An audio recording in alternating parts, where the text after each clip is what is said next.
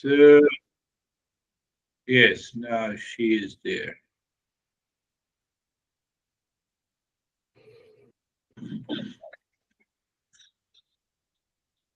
Did you ever think that we are born as a human being to suffer?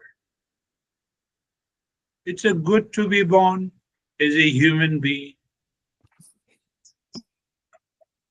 but that you are born as a human being. You marry, you have a problem. You are remain single, you have a problem. You have kids, you have a problem. You don't have kids, you have a problem. This body also suffers with the sickness, you have a problem. Tell me where the problem is not. Tell me any area where the problem is not. That problem is pain and suffering and sorrow and anxiety and reaction. God has given the sleep, and the sleep is a problem. We were just talking a minute ago.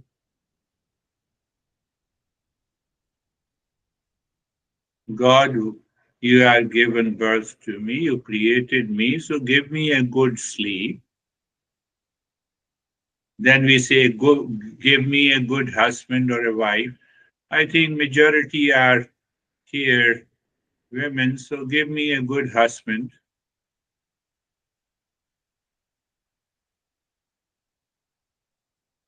Have you ever thought like this?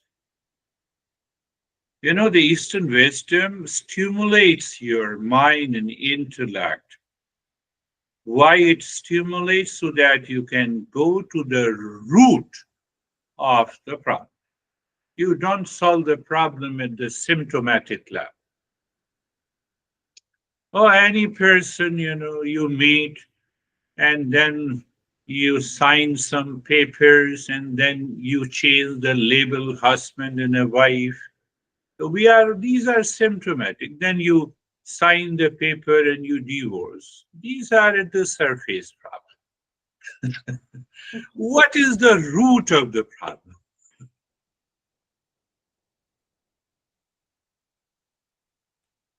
A woman in the morning was saying me, thank God I divorced. I'm now happy. I said, I want to see how long you will be happy.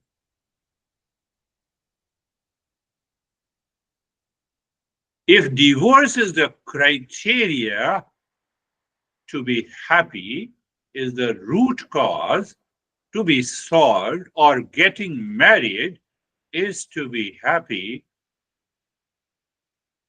or is to suffer, then there is no issue at all. So, what it means we are looking at the surface. We are not looking at the root cause. Can I say the moment we are born through the problem because my mother suffered a lot and that suffering goes into me and I continue to suffer until the end. God, why you gave me the birth? Because death is a problem.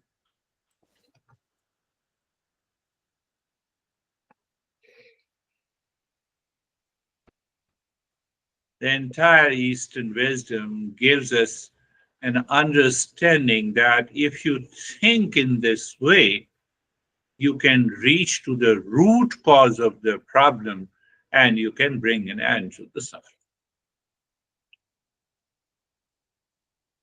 So, because of these questions raised by the Buddha after 16, at least, Buddha recognized these challenges at the age of 16, 17.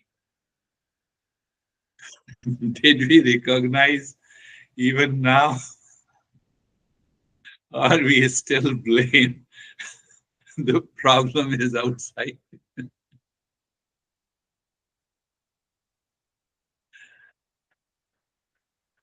You will never be able to laugh if you think, feel, continue to recognize the problem is outside. I can bet you. Why? You solve one problem outside, second problem is waiting for you.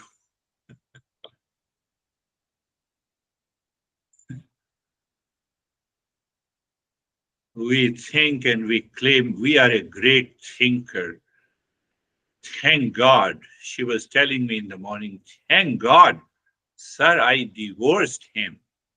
I'm now happy, as if you are a great intellectual, that everyone who divorce will become happy. That is your conclusion. So when she heard from me and she got upset, I said, you see that? You got upset who never divorced you, who wants you to listen to me again and again.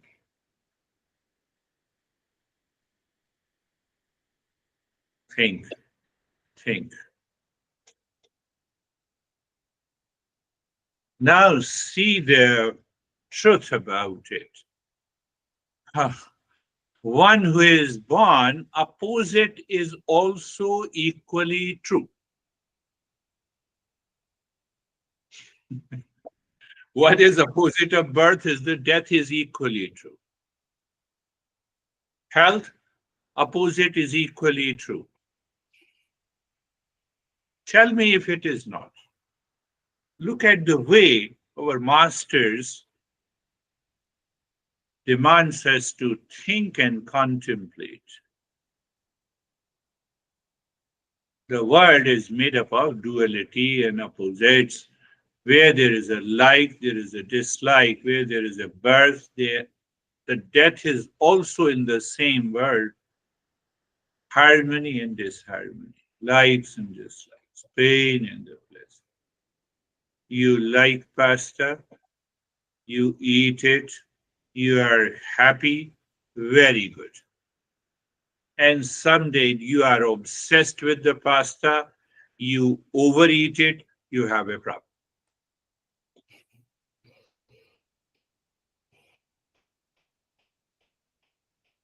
So you can use the different phrases. If you overdo in relationship, you have a problem. And that overdoing is known as obsession, that is known as attachment, that is known as craving. Whether you do it in relationship, whether you do it in eating, whether you do it in working, whether you are craving for anything, opposite will invite you, opposite will welcome. No, I have been tolerating you for so many years. You are tolerating, then be happy. Now it is difficult to tolerate. You see, opposite also comes.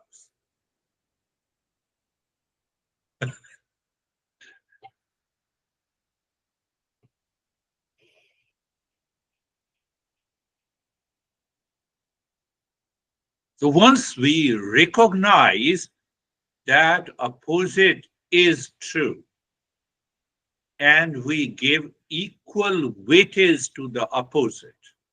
I'm attached to the birth and the life. I'm scared of the death. Why I'm scared of the death? Because I am detached with the death. I'm attached with the birth. Pick up the same thing and apply everywhere. You will find out that you are calm, you are relaxed. 16 years, Buddha was forced to live in the sin city to get all kinds of pleasures. Rather, his father forced him into that sin city which he created in the kingdom so that his son should not become a monk. He made available all kinds of pleasures. And he warned the entire guard who was guarding the Buddha, you should not talk of anything about the death or sickness.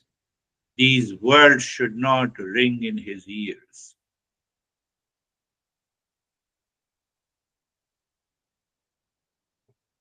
We also try to do it. Do you know how?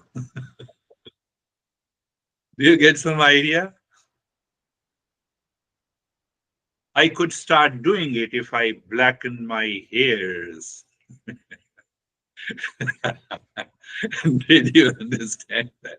And then you add anything.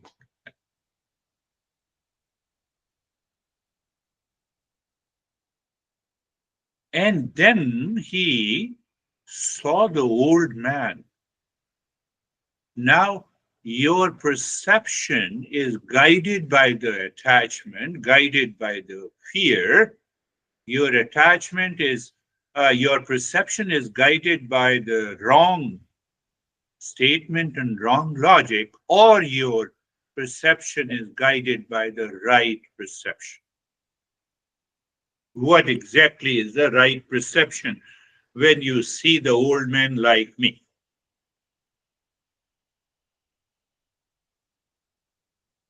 I should not become old, I should look little younger next time. Is it a right perception or a wrong perception? Buddha recognized, will I also become old? And in his perception, he became old. And when he felt that he is old, he is not able to walk and talk. He felt, I have to find a solution. What we think, you all better know.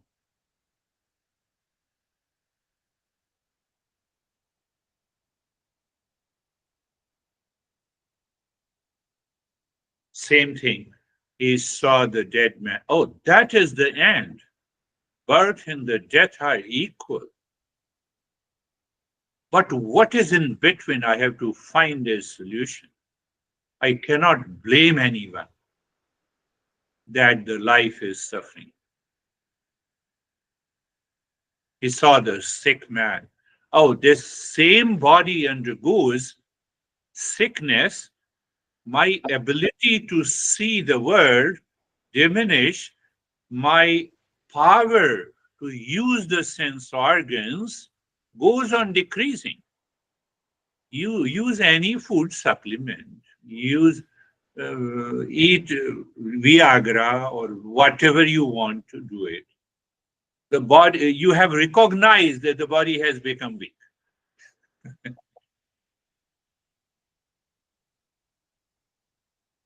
Tell me, because you recognize, that's why you take these pills.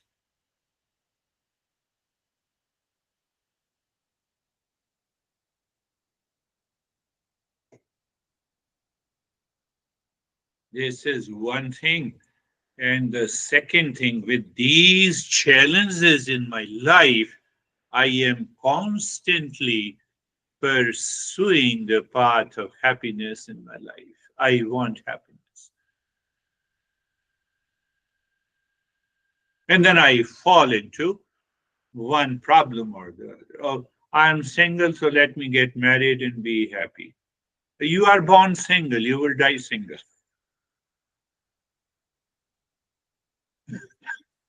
Tell me if it is not true.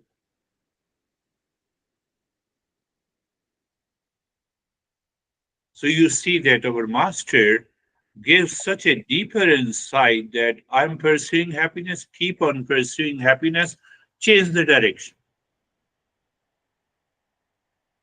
First, to recognize that the happiness is not located outside in any relationship, any object, any action. It is located inside me. After all, the mind is seeking happiness, so the mind is somewhat aware. You cannot say the mind is not aware of that happiness. Mind is aware of that happiness which comes from within, and I impose that on a person, on an object, on an event. Do you see? Another woman, she has been with me for a couple of years. So she just sent an email. Now the festive season has started, and my anxiety has also started. Why? Because she hosts more than 50 of his relations to her home, and because she hosts, she feels the problem. If someone doesn't appreciate, but she has to celebrate anyhow. She celebrates the Thanksgiving, then she celebrates the Christmas Eve, and long. Unless my mind is committed to find that happiness within me after realizing, understanding clearly that happiness is not present in any object, any person, any relations. If it is present, declare it in this session. I will follow you. No, no, I love my honey too much. Oh, so you love, that is why it gives you happiness. Why you love? Because you like him or her. Well, just for an example, on a given day when you dislike him or her, does that give you happiness? It might have happened in our life. It has to happen, the opposite has to happen.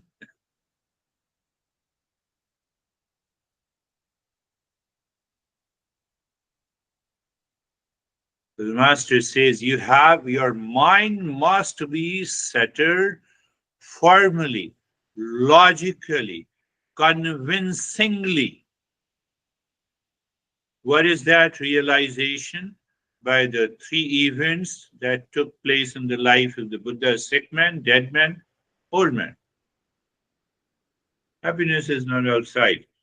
The fourth, he saw the monk meditating. Oh, if there is a solution in this journey, oh, let me follow the path. And then he left and he reached and he declared the Four Noble Truths. Now, see, that is the summary. So the entire world is suffering. That world that I have created, which world I have created? That if there is a birth, I am already scared of the death. That world is suffering. I've created my own. Honey, why don't you love me? When we dated, you loved me so much. I'm expecting. That is suffering.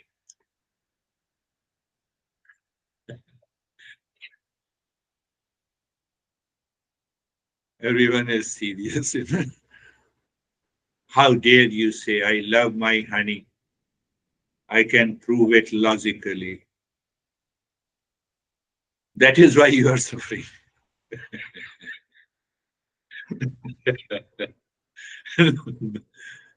No, that is also suffering. I have to prove it.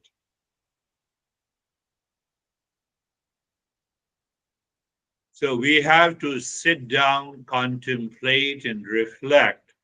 What is this life? So when we think in this way, this is what is we say that self-contemplation and reflection.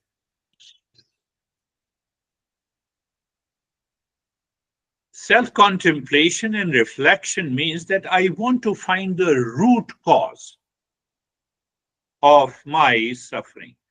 And I started with the root cause. As long the moment I am born, the suffering begins. That is why the Buddha says the word is, but then he says that there is a cause of the suffering. That is the main point. What is the cause of the suffering? It is the ignorance, it is the impurity, it is the projection of happiness, love, and wisdom outside. The birth now is no longer a suffering. I live in ignorance. I live with the impurities of the mind.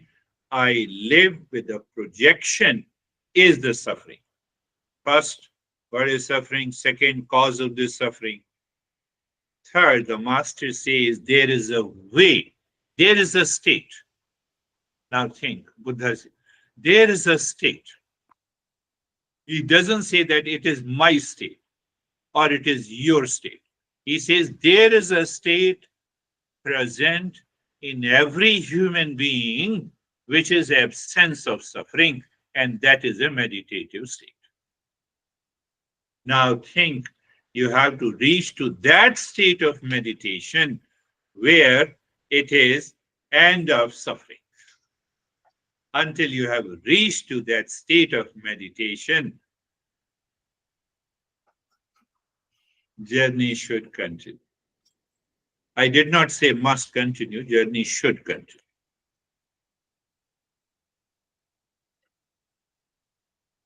That is the third noble truth.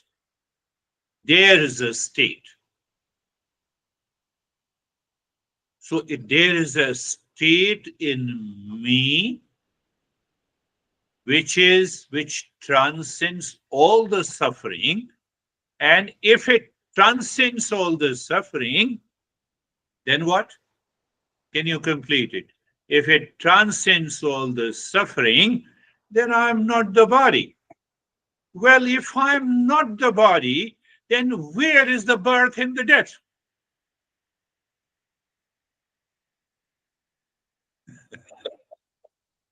If I'm the body, then I will be born, I'm born and die.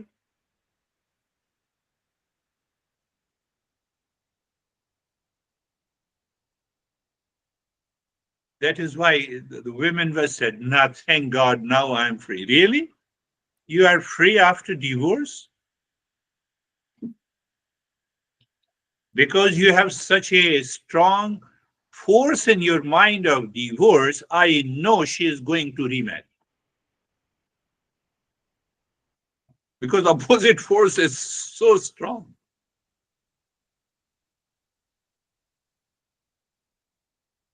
Are you getting it? So there is a state.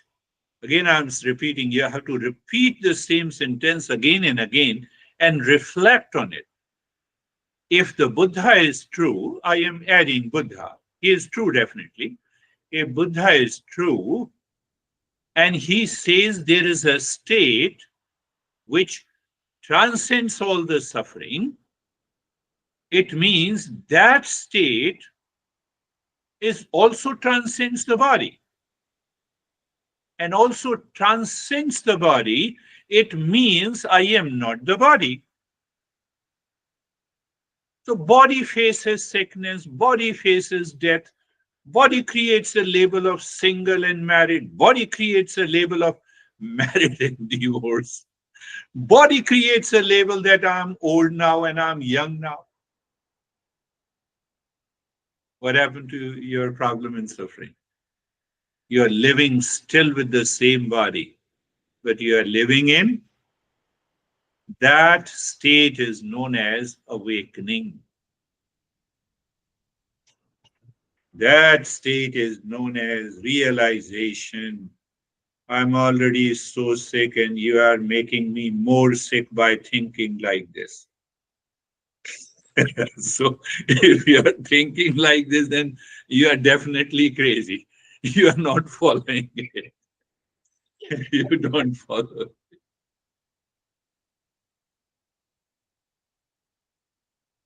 Think of this.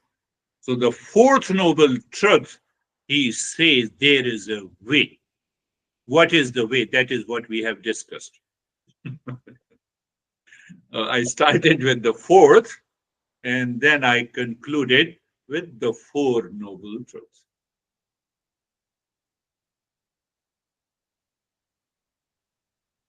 That is the beginning of a great life, beginning of such a great life. The life is great from inside, not from outside. not from a news that Elon Musk is going to be the richest guy in the world, or you will be the richest. Can you show me where it is written on your face that you are the richest? And second thing, that the richest will not suffer.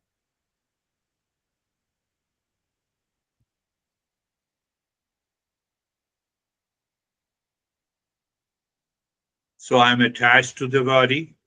I feel, I'm identify with my body. So I have a birth and I have a growth and I have a sickness, then I have a marriage, then I have a divorce, then I'm scared of the death. Even the richest guy creates a steel wall of 10 feet thick all around him, including the ceiling. Fear of the death can never go. As long as I recognize, I identify that I am the body.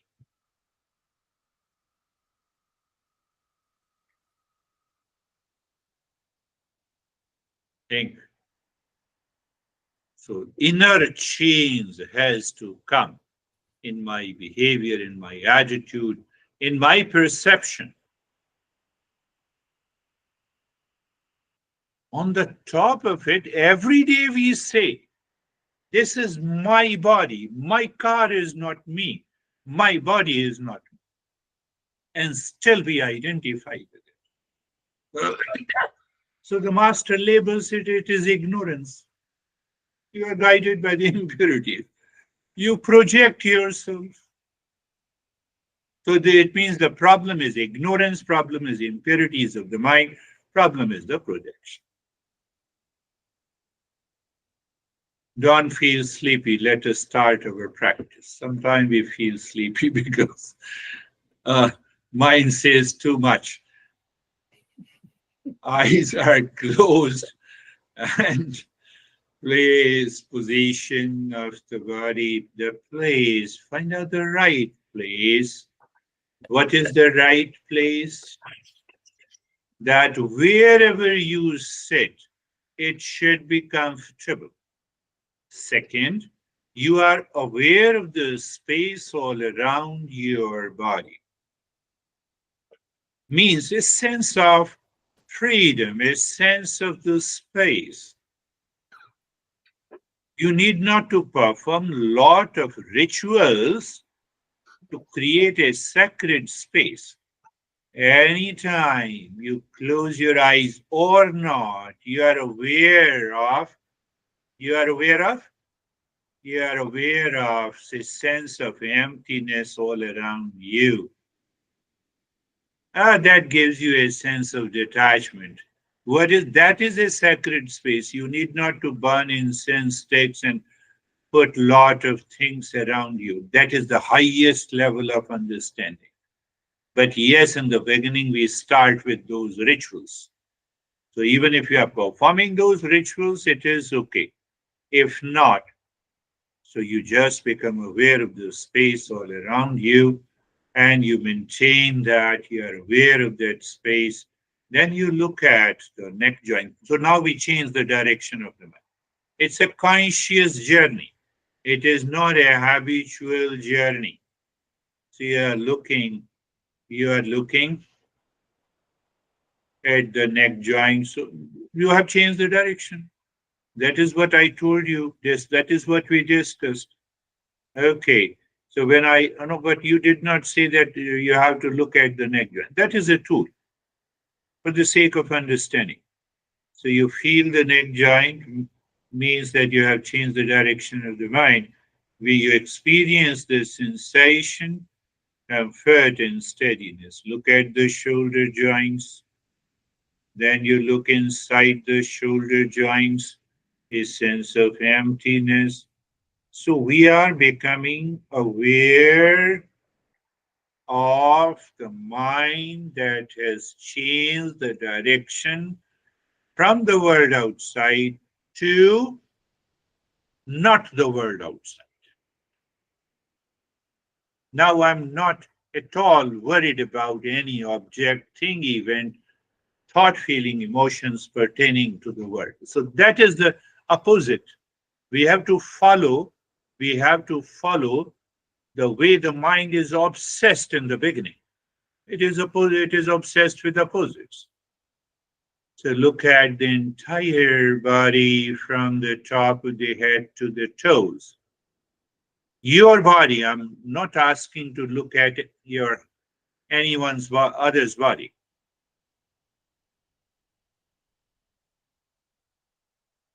And you experience the sensation, comfort, and steadiness. You see, at present, it is 50% knowledge and understanding, 50% is the practice. Because you are holding the body in the state of steadiness, you are looking, you are feeling the sensation in the body, and you find the comfort. Why to work so hard to divorce? Just become aware and be comfortable. I'm just giving an example. And now looking deep inside the forehead in the space. You are looking at the forehead in the space, and in that space, you see that the space is interrupted.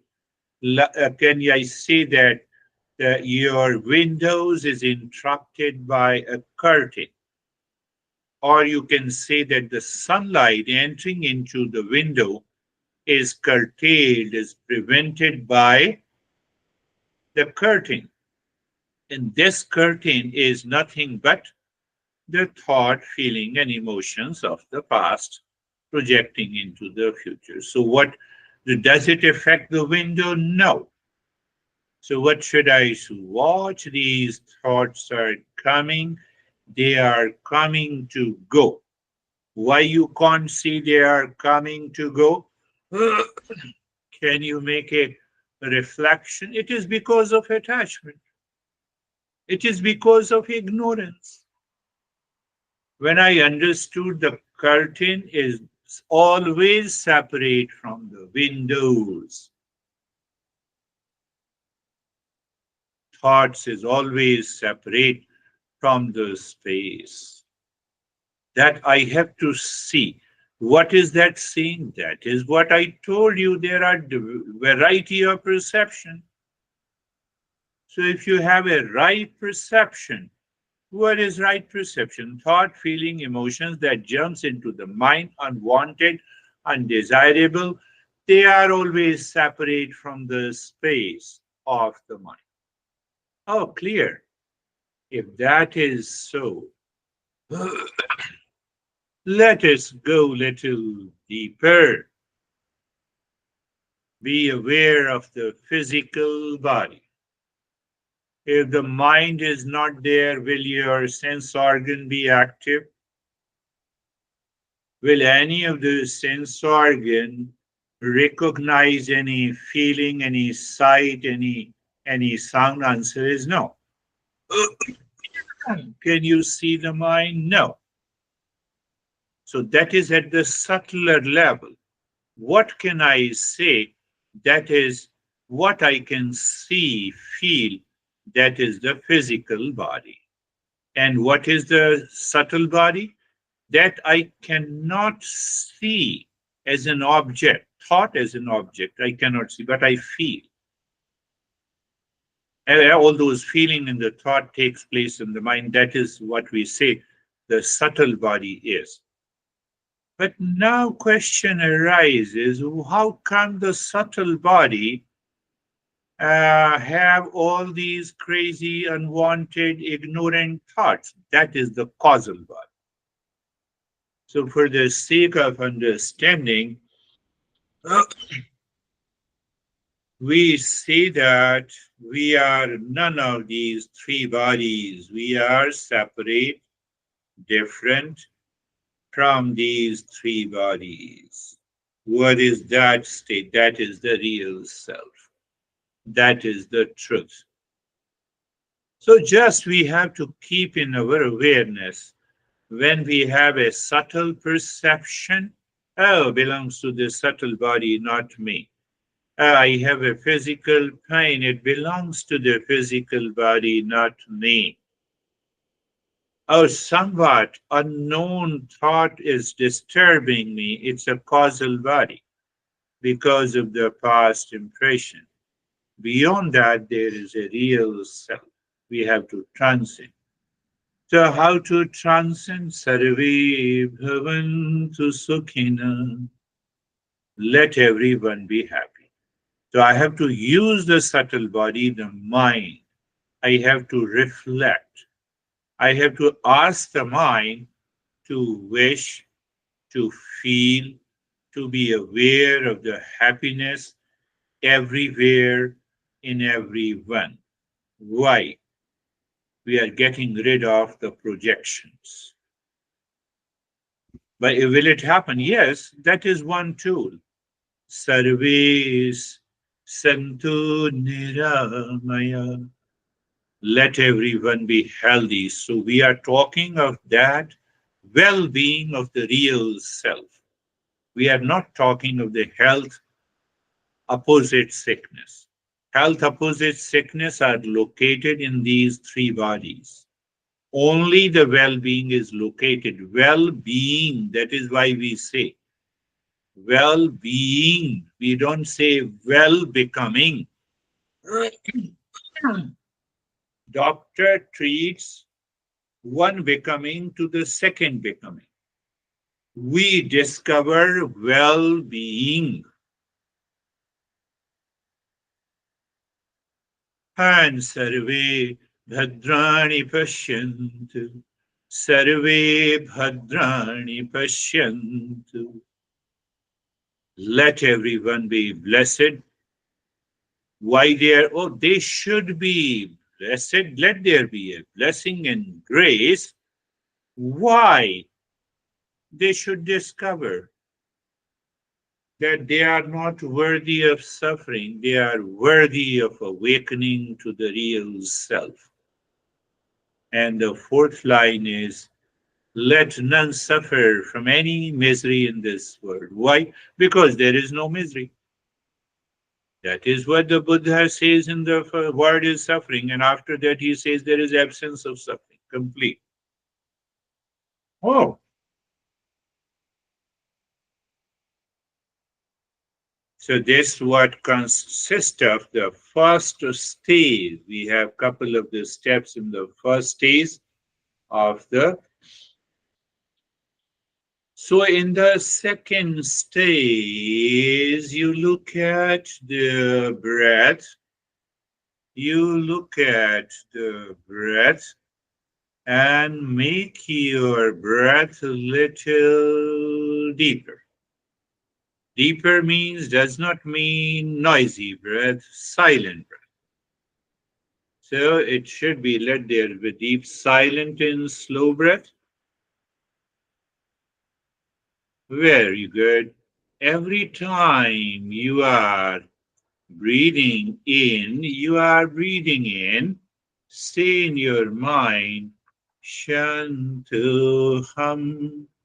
Shantuham, Shantuham. So in one inhalation, you are saying three times.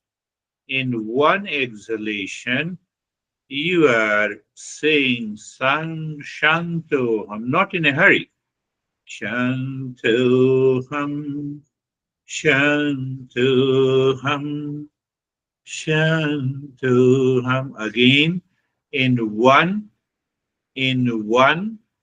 what I said, in one inhalation, three times, in one exhalation, three times. Why you are regulating the deep, silent, slow breath. But why I'm regulating? To stimulate peripheral, if I say peripheral, and chemoreceptors in the brain. So what is going to happen? It will give you an experience of deep relaxation and tingling, even in the body. But behind that, you are also getting rid of the thoughts because you are saying three times. So we are checking the mindfulness state of the mind. First, in the beginning, it is with the three repetitions.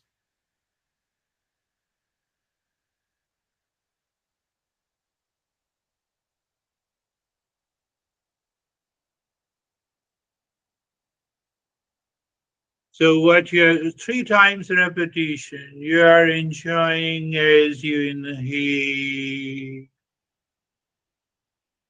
Mind continues saying Shantuham, Shantuham, Shantuham. The mind objects, mind says, no, I have to breathe out. So that objection you have to rule out. You have to do the breathe, deep breathe. That objection can be ruled out by anyone.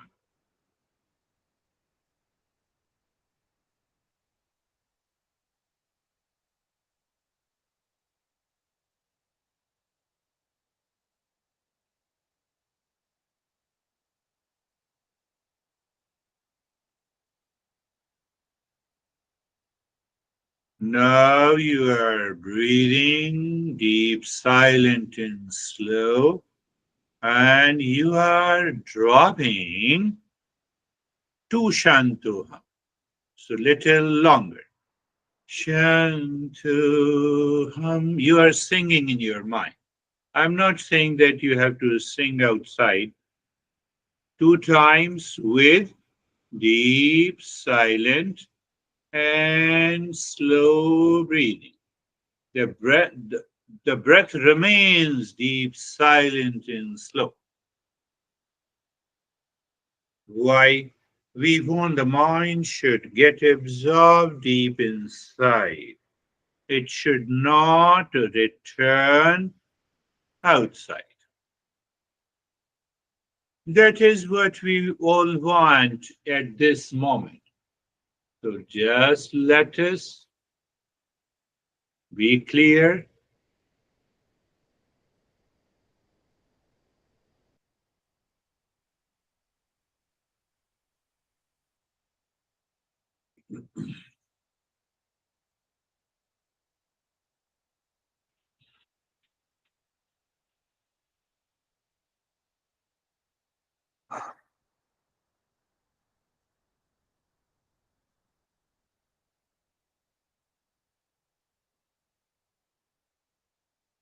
Shantuham. It would be better while singing, your mind becomes aware of the infinite space.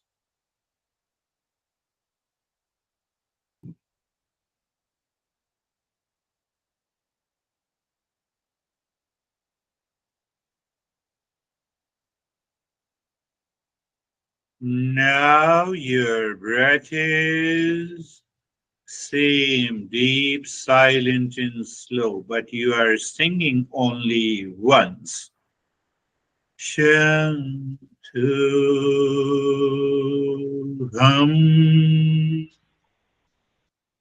The best way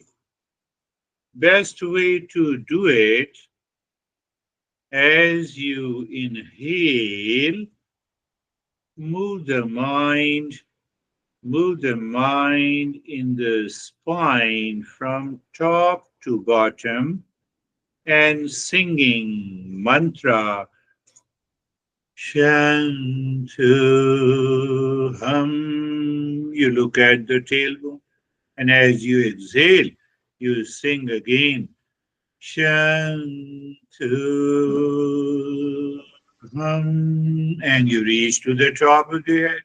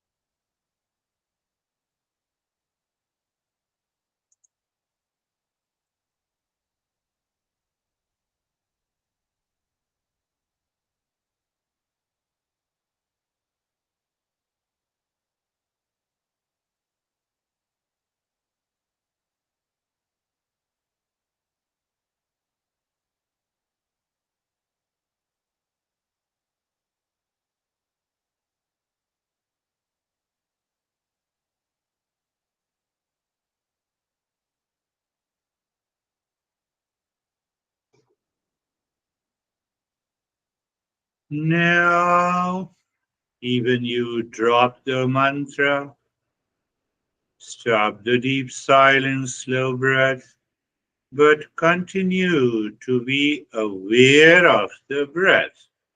Continue to be aware of the flow of the breath. Check. Is the mind ready to accept that? If yes, you can deepen the practice. If not, we need to do the practice.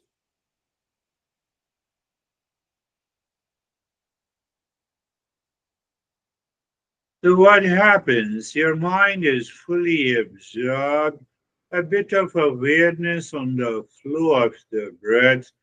You undergo a variety of experiences. That is okay. We have new experiences.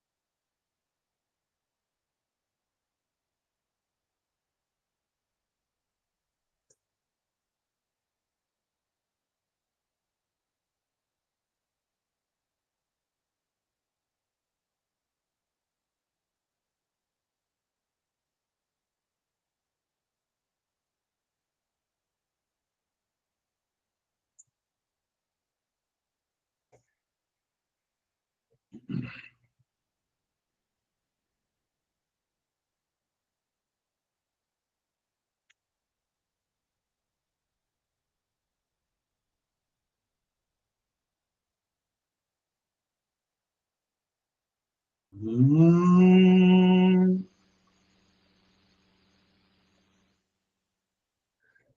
Shanti, Shanti, Shanti.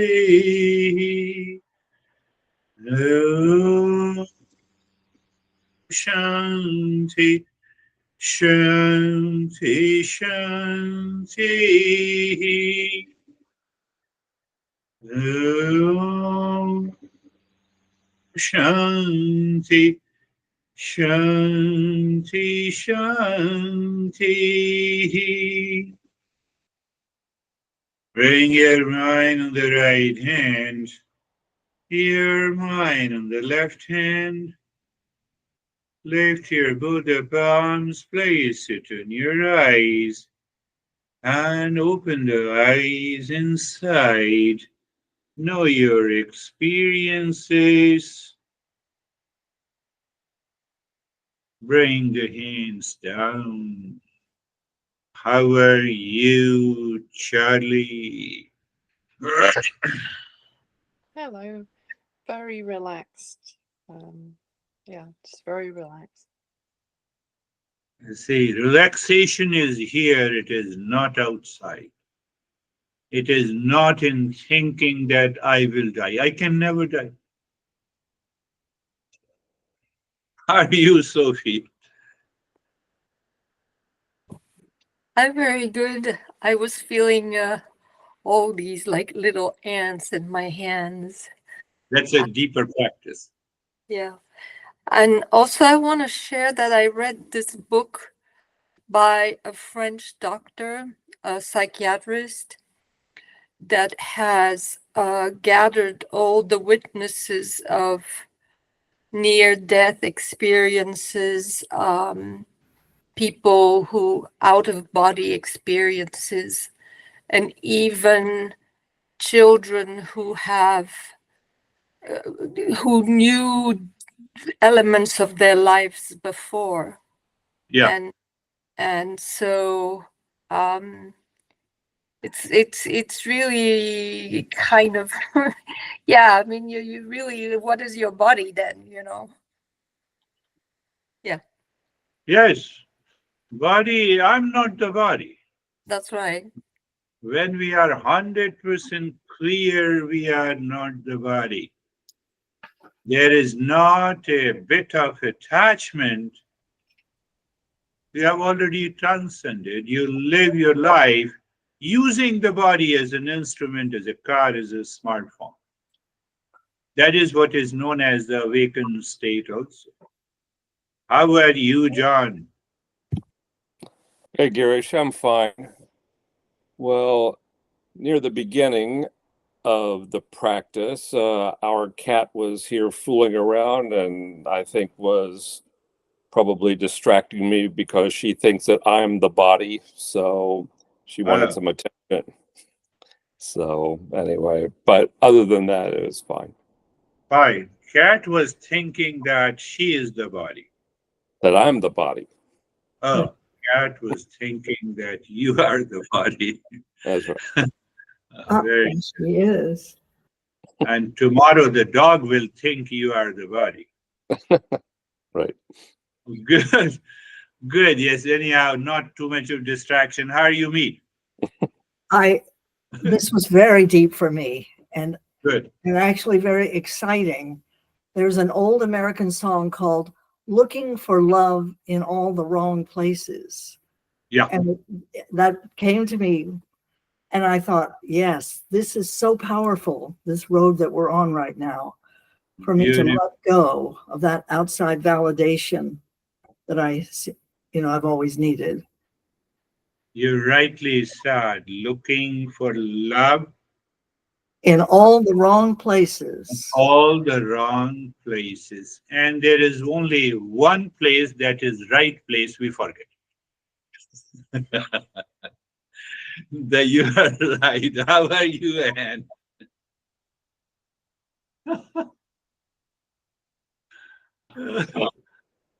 Oh, yeah, I feel fine. I was a little bit distracted, nervous at the beginning, preoccupied, but I calmed down. I feel fine.